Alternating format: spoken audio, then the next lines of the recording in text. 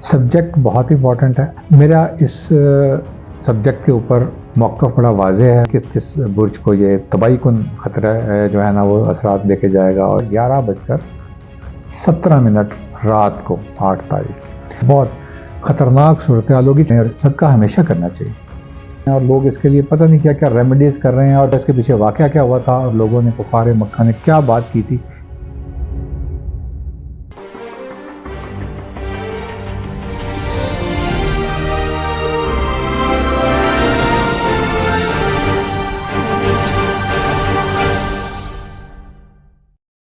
बिस्मिल्लाहिर्रहमानिर्रहीम। अस्सलाम वालेकुम दोस्तों, आप देख रहे हैं जी हमारा YouTube channel Mohammad Ali astrologer.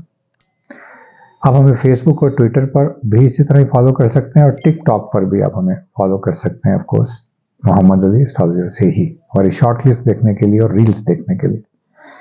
Subject बहुत इंपॉर्टेंट है। आज आने की वजह आप लोगों का फीडबैक और क्वेश्चंस थे।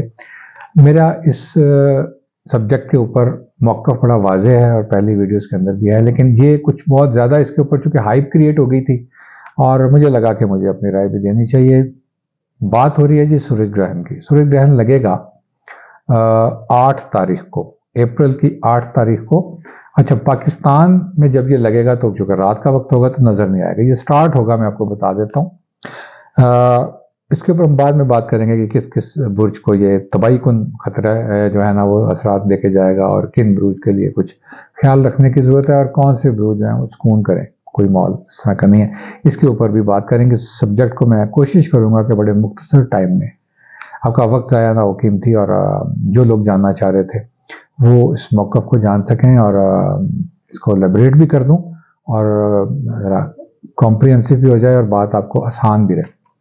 अच्छा, ये 8:48 पे पार्शियली स्टार्ट हो जाएगा, मैंने जिसे हम कहते हैं जुज़वी तौर पर शुरू हो जाएगा रात को, और 9:38 पर ये प्रॉपर ग्रहण लगना शुरू हो जाएगा। कंटिन्यूसली ग्रहण लगता चला जाएगा और ये फुल लग जाएगा 11:17 रात को 8 तारीख की, और ये फुल हो जाएगा। यानी अगर दिन में देखा जा सकता होता पाकिस्तान के अंदर तो पूरा जिसे हम कहते हैं कि सूरज छुप जाएगा। ये 12:55 9 तारीख को यानी 1 बजे के करीब AM खत्म हो जाएगा। कहा यह जा रहा है, जो मैंने अभी शुरू में कहा था कि ये अपने इतनी ज़्यादा इसकी हाइप क्रिएट हो गई थी, इसकी वजह से मुझे ये वीडियो बनानी पड़ी कि बहुत सालों के बाद ये ग्रहण आ रहा है और बहुत ख़तरनाक सूरत हाल होगी, चूँकि बहुत बड़ा ड्यूरेशन के लिए, एक लंबे ड्यूरेशन के लिए कहना चाहिए कि ये स्टे करेगा सूरज के साथ और फिर उसके साथ बहुत ज़ोडिक साइन के अंदर बहुत सारी तबाहियाँ, जिसके अंदर एरीज को गिना जा रहा है, टॉरियंस को गिना जा रहा है, उसके बाद कैंसेरियन को गिना जा रहा है, फिर कैप्रिकॉर्न के बारे में भी ये बात की जा रही है, और एरीज के अंदर तो ये होगा ही। मैं शायद डिसअपॉइंट करूँ उन लोगों को कि जो बड़ी खौफ की हालत में बैठे हुए अपने आप को बचाने के लिए दुआएं मांग रहे हैं और बहुत कुछ ऐसा कर रहे हैं। देखिए, इसको इस्लामिक पॉइंट ऑफ व्यू से तो हम बाद में बात करेंगे। हम एस्ट्रोलॉजिकल पॉइंट ऑफ व्यू से ही रहते हैं। जो प्रोफेशनल एस्ट्रोलॉजी है उसका मकसद या उसका जो तरीक़ाकार है वो ये है कि प्रेडिक्शंस नहीं दी जाती, रीडिंग्स दी जाती हैं। यानी एक लैंग्वेज को दूसरी लैंग्वेज के अंदर ट्रांसलेट करने का नाम एस्ट्रोलॉजी है। ये आपने मेरी वीडियोस के अंदर देख रखा होगा। यही प्रोफेशनल एस्ट्रोलॉजी है, इसके अलावा कोई दूसरी एस्ट्रोलॉजी नहीं है। अच्छा, जब हम बात करते हैं मुल्कों की और ये ग्रहण की और फिर मुल्कों के हालात की, तो इसको मंडेन एस्ट्रोलॉजी कहते हैं, जिसके अंदर इलाकाई एस्ट्रोलॉजी या उसका जायचे पढ़े जाते हैं। इन दोनों सूरतों में, यानी आपके ज़ोडिक वाइज और फिर मंडेन एस्ट्रोलॉजी वाइज जो मुल्कों की करते हैं, दोनों में कहीं पर सूरज ग्रहण के नेगेटिव असरात की कोई गुंजाइश नहीं। यानी मेरे नज़दीक तो, यानी नॉट मेरे नज़दीक, यानी प्रोफेशनल एस्ट्रोलॉजी के नज़दीक कहीं पर या ट्रू एस्ट्रोलॉजी के नज़दीक कहीं पर कोई प्लैनेट नहस या साद नहीं होता, यानी मुस्बत या मनफी नहीं होता, या कहना चाहिए कि मुबारक या नाहुस नहीं होता। ये लफ्ज़ बड़ा मुश्किल है जी, मैं ज़रा आसान अल्फाज में कोशिश करता हूँ। ये एक लैंग्वेज है जिसको हम बनाते हैं और उसकी ट्रांसलेशन करके पढ़ लेते हैं। अच्छा, एस्पेक्ट्स ये होंगे इस वक्त जब रात को ये लगेगा जिस तारीख को 8 को, तो एरीज के अंदर बहुत सारे प्लैनेट होंगे। मैं इसके ऊपर बात करूँगा कि प्लैनेटरी जो एस्पेक्ट्स हैं इसके अंदर क्या नेगेटिव पॉजिटिव रीडिंग बनती हैं, रीडिंग्स के अंदर क्या अच्छा सेंटेंस है बुरा बनता है, उसके ऊपर हम बात करेंगे। लेकिन इस वक्त हम बात कर रहे हैं, मैं एंड पे बात करूंगा, इस वक्त हम बात कर रहे हैं आपके उस सवाल की कि जनाब सूरज ग्रहण आ रहा है और बड़ी तबाहियाँ ला रहा है और बड़े ज़ोडिक साइन जो है ना उनके लिए बड़े वो बताए जा रहे हैं कि इस तरह से आप सदकात करें, और सदका हमेशा करना चाहिए, मैं इससे बिल्कुल इख्तलाफ नहीं कर रहा, आपको हर वक्त करना चाहिए, और ख़ास इस वक्त में जब इसको मंसूब कर दिया जाता है ना जी, तो मेरा ये इख्तलाफ है। यानी सूरज ग्रहण कभी भी किसी तरह भी कोई नहस असरात लेकर नहीं आता, ये कोई भी प्लैनेट लेके नहीं आता। तो इसलिए मैं तो समझता हूँ कि देखेंगे, मैं तो कोशिश करूंगा कि मैं दोबारा अगर मेरे पास वक्त मैसर आया तो 4-5-2 मिनट की एक वीडियो बना दूं 9 तारीख को शाम को, और मैं पूछूं आपसे कि क्या हुआ था और किन किन ब्रूज के साथ क्या तबाहियां हो गई हैं, और लोग इसके लिए पता नहीं क्या क्या रेमेडीज कर रहे हैं। और फिर मैंने देखा है कि मुझे भी आज एक मेरे दोस्त हैं, हमारे बहुत अजीज दोस्त हैं, बड़ा फॉलो करते हैं इन सारी चीज़ों को, तो बड़ी घबराहट की आलम में उनकी मुझे कॉल आई कि जनाब आप इसके ऊपर वीडियो बना दें, हम बड़े परेशान हैं और बड़े उसमें फंस गए हैं जी कि इसके अंदर जो रेमेडीज आ रही हैं। आपका क्या ख्याल है कि जब सूरज ग्रहण लगा हुआ हो तो चूंकि रूल करता है ये लियो को, और इसका स्टोन जो होता है जी, तो फिर अगर हम रूबी पहन लें जी और दिन के इतने वक्त पहन लें जी और ये वाले सदकात कर दें जी, तो हम सूरज ग्रहण के बुरे असरात से बच सकते हैं।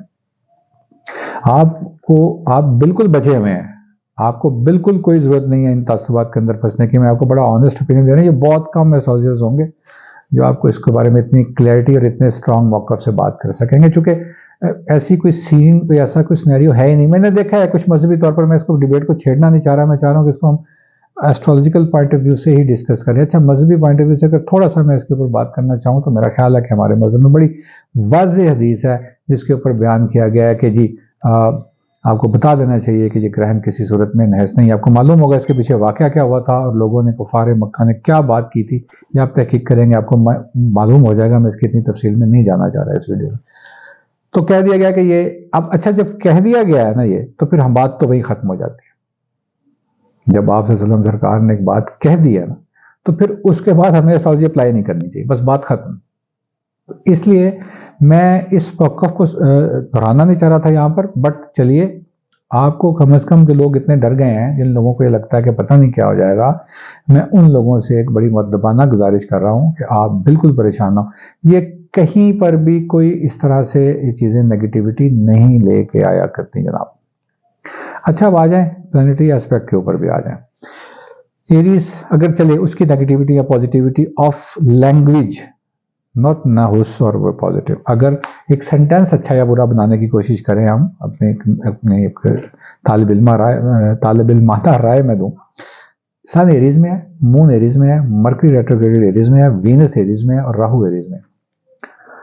ये सारे ही है, वहां पर ही उसको ग्रहण लगना है, वहां पर ही जो है ना वो यानी सूरज थोड़ी देर के लिए गुरूब होगा और वहीं पर ही राहु भी बैठा हुआ है। अच्छा, राहु के अपने साथ लैंग्वेज के अंदर जो बना रहे होते हैं ये आप सबको पता है।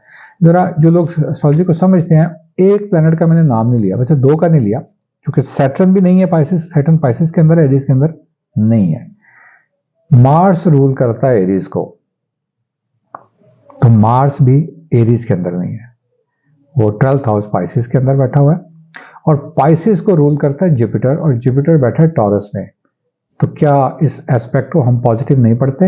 यानी एक सेक्सटाइल ट्राइन, जिसे हम मिनी ट्राइन कहते हैं, एक लकी ट्राइन नहीं मिली मार्स को और सैटर्न को भी। तो आम हालात में, अब हम बिल्कुल बात नहीं कर रहे इस वक्त सूरज ग्रहण की, हम बात कर रहे हैं कि इस एस्पेक्ट के तहत भी क्या कहीं पर कोई खराबी आ सकती है। जो एस्ट्रोलॉजी को समझते हैं प्रोफेशनल और जिनको शगफ है, जो स्टूडेंट है, उनसे मेरा सवाल है कि जब ये सेक्सटाइल जुपिटर का पड़ जाए रूलर ऑफ एरीज के ऊपर, जो कि मार्स बैठा हुआ है, तो लैंग्वेज के अंदर सेंटेंस कैसा बनेगा? आई बिलीव कि पॉजिटिव बनेगा, और हमारी प्रैक्टिस भी यही है। आप की राय इस बारे में मुझे ज़रूर चाहिए, कमेंट्स के अंदर बताइएगा, और ये ज़रूर लिखिएगा जनाब आप लोग कि आपके साथ जब ये बात चली थी, जब ये लोग घबराए हुए थे 8 तारीख को और 9 तारीख को होने वाला, वो 8 तारीखों के गुजर जाने के बाद हो सकता है मैं वीडियोस ना बना सकूं मसरूफियत की बिना पर, तो वो अपने कमेंट्स ज़रूर देंगे कैसा गुजरा आपका ये 8 और 9 तारीख का मिडनाइट। अपना बहुत सारा ख्याल रखिए, दुआ में याद रखिए, और बिल्कुल इन चक्करों में कोशिश कीजिए कि अपना वक्त और पैसे, खास तौर पर वक्त से ज़्यादा जो आप चीज़ें इस पर खर्च करते हैं वो आपका पैसा होता है, बड़ी मेहनत से कमाते हैं आप, तो उसको इस तरह की रेमेडीज़ में मत कीजिए। सदका दीजिए, ये हर हाल में देना चाहिए, हमें इसका हुक्म है और ये बेहतरीन तदबीर है। ये किसी ग्रहण के लिए, चांद सूरज इस तरह के लिए नहीं है, ये हर हाल ही में हमें देना चाहिए, हर मुस्लिम को देना चाहिए। और सदका एक अच्छी बात भी होती है, किसी को के लिए आसानी पैदा करना भी होती है। सदका ज़मीन से उठाया हुआ पत्थर भी होता है, इसके लिए बहुत सारे पैसों को खर्च करने की ज़रूरत नहीं होती। अपना बहुत सारा ख्याल रखिए और दुआ में याद रखिएगा। अस्सलाम वालेकुम।